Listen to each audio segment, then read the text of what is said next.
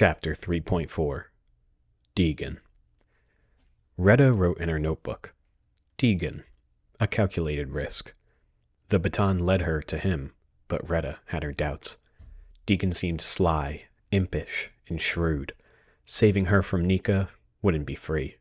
She knew kind acts often had hidden strings attached, and she waited to see what they'd be. Deegan led Red to his stand at the edge of the market. It was shanty and haphazardly made. Rusted sheet metal plates were tied hastily together with fraying twine. His shop barely stood on its feet.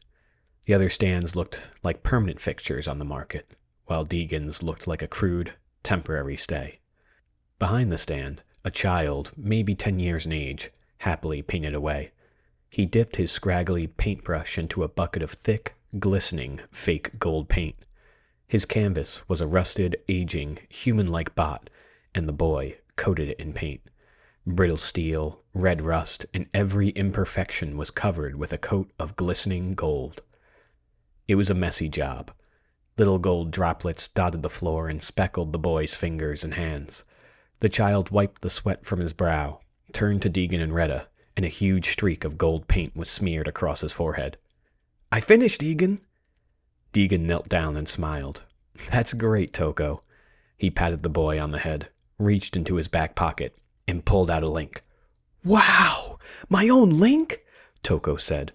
"How'd you afford this?" "I didn't exactly afford it," Deegan said with a wink. "But it's yours now." "Thank you! Thank you! Thank you!" The child gripped the link with both hands. He marveled at its sheen before slipping it onto his wrist. The link blinked red and conformed to Toko's wrist with a snug, form fit. "All right, go on and get now, Toko. Don't want you getting in trouble." "Thanks again, Deegan. I'm going to tell everyone how you helped me." "That's the spirit, kid. Let's get this whole galaxy knowing my name." Toko scurried off, enamored by his new link. "Hey, and Toko!" Toko turned around.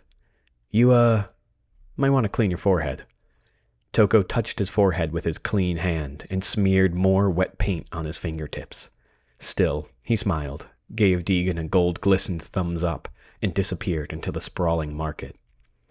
Retta's baton glowed, and its warmth radiated up her arm, spread across her skin, and warmed her heart. She felt a surge of pride, the same way Deegan did, as Toko ran with glee. Deegan showed Retta the bot Toko painted. It was a mechanized, human skeleton, like a grim replica of a human.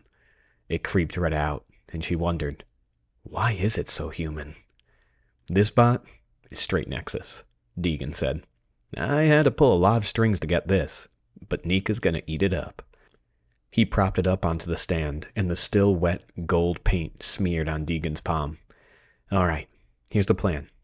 I need you to hide underneath here.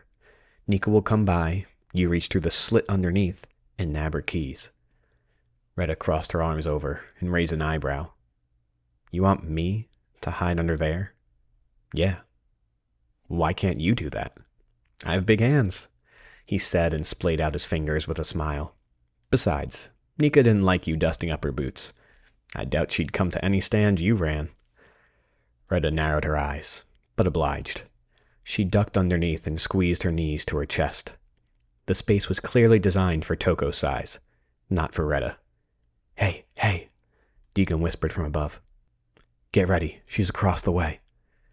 Deegan stepped forward, his dirty, dusty, sand-covered boots pressed against Retta in her claustrophobic hiding hole. "Hey!" Deegan yelled, frantically waving his arms. "Nika! Nika, here!" Retta never thought it'd work. Hundreds of merchants called Nika's name, begging for her attention, and she ignored them all. There was no way she'd be lured by Deegan's petty call. That's what Red thought, before she heard the jangle of Nika's chains. Her heavy footsteps sauntered over to Deegan's stand. The golden bot actually lured her. "You're the one from earlier," Nika said. "Yes," Deegan replied. Their conversation was muffled above Retta. "This is what I... You know..." Nika slammed her hands down, shaking the stand above Retta. "You owe me a good deal." Yes, of course, Nika. You see..." She grabbed the bot's arm and played with it as if it were already her own. "This Nexus?" Yep, real Nexus, real gold." Deegan kept talking and kept Nika's attention drawn to him. Underneath the stand, Retta closed one eye and looked between the seams of the metal sheets. Nika's keys were dangling from her belt loop. A soft glow emanated from Red's baton, and she covered the light on her wrist. Not now, she thought, talking to the baton. I'm not making the same mistake at the market again, not until I understand you more. She wouldn't use the baton this time. Instead, she relied on the thieving skills she picked up while on Earth. Red pursed her lips in concentration and thread her hand through the slit. Her skin squeezed to the bone and her fingers crushed together. She barely fit a single hand through. Red reached for Nika's key. With daft fingers and a duplicate key in hand, Retta unclipped Nika's key, swapped it for the fake, and retreated back. But she stopped. Her hand got stuck at the junction of the stand.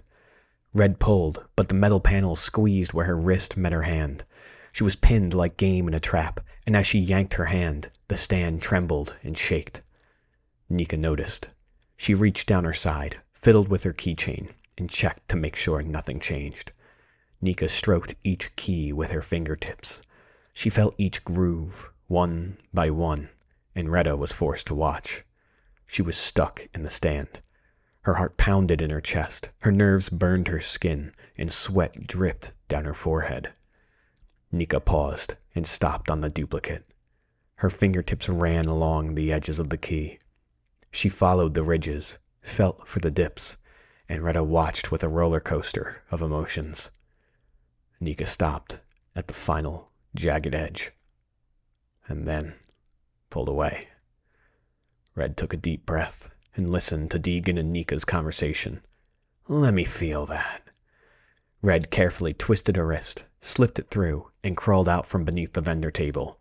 She saw Nika gently stroke the golden bot's arm, and then grip it violently. Deegan said. What are you? Nika yanked the arm straight off the bot, and a spray of dark, black oil shot out. Loose wiring and tubing fell limp from the socket like a severed artery. The bot writhed backwards, as if seizing, its once motionless skeleton now taking on life. Error, error. Its screams were visceral. It writhed in agony. Retta felt its pain, felt her nerves scream in torture, felt the ripping, the tearing, the shredding of the bot's wiring, and could hardly stomach the anguish it endured. A wave of chills spread from the baton up her skin. A nice weight to it, Nika said and held the arm like a baseball bat. Maybe I can use these as candle holders. Nika gripped the other arm, braced her leg against the bot's torso, and ripped it off. The bot writhed in frenzied pain, blaring, Error! Error! Nika didn't bat an eye. Sure, I'll take it, boy. She pulled out a fat, diamond-encrusted wallet and threw credits on the table without thought. The market urchins flocked to it like birds to breadcrumbs, wrestling past each other to steal from Deegan. Amused by the ruckus, Nika slung the robot arms over her shoulders and continued through the market with Tobias. Everyone, please, no need to fight, Deegan yelled at the crowd. He swiped up Nika's credits and stood on the stand. Consider this a gift from Deegan. He threw the credits into the sky. The bills fluttered in the air and showered upon the hungry urchins. Hidden within the crowd was Toko, who started the chant. You're the best, Deegan! The others followed suit. Thank you, Deegan. Deegan, you're amazing. You're so kind, Deegan. Of course, Deegan yelled out. And spread the word. There's more to come. A few credits fluttered underneath the stand, right at Retta's feet. I think I've earned some too, Retta thought. She snatched a few and stuffed them into her jacket. A girl's gotta eat.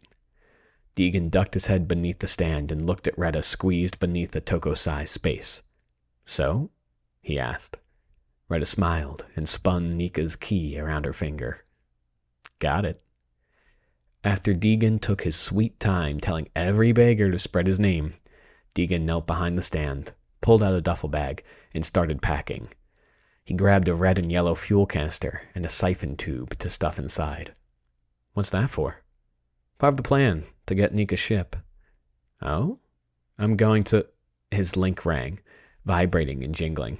Hold on, give me a sec. He flicked his link out from his wrist into his hand and took the call. Yeah? He silently mouthed to Retta, "Stay here," and walked away. His conversation trailed off as Retta heard him say, Yeah, I got the key. Don't worry, I'll make an example out of Nika. Red thought. I wonder who he's talking to. She stayed at the stand, but looked at her baton, thinking back to the baton's ability that Valkyrie told her. See what they see. Hear what they hear. It was that latter half that Retta thought about. Hear what they hear. She suddenly outstretched her fingers towards Deegan, focused on the baton, and tried to read his mind. The thoughts came as clear as sound. All of them around her. No, not everyone, just his. Retta closed her eyes, tried to focus on Deegan, but all the thoughts crescendoed in unison. Still can't get it yet. Retta stopped. She did not need to hear everyone's thoughts again. She lowered her hand, and the thoughts faded away. At least I'm learning to control it. A little bit. For now, her abilities were best suited in less crowded spaces. While Deegan finished his call, Retta looked at the unzipped duffel bag. The fuel canister and siphon stuck out between a pile of gleaming glass. Retta knelt down and saw the bag brimming with links, like the one Deegan gave Toko. Sorry about that, Deegan said, and flicked his link back onto his wrist. Where'd you get all these links from? Got a supplier, Deegan said, crouched beside her, and zipped the duffel bag shut. You couldn't give these to everyone instead of stealing from Nika?